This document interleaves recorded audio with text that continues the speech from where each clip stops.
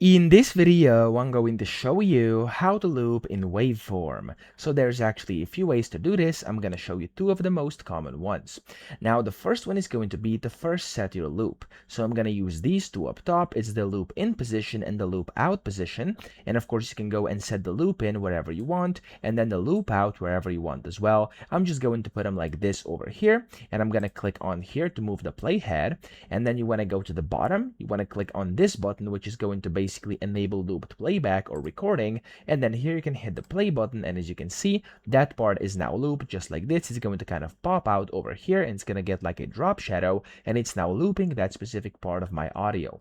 So that's the first way to do it. But then of course there's also another way, and it's going to be to of course loop a specific audio clip or track. You simply want to zoom in enough to where you can see this button, and you want to click on it, and of course you can also press this L button on your keyboard, and it's going to loop your audio like this.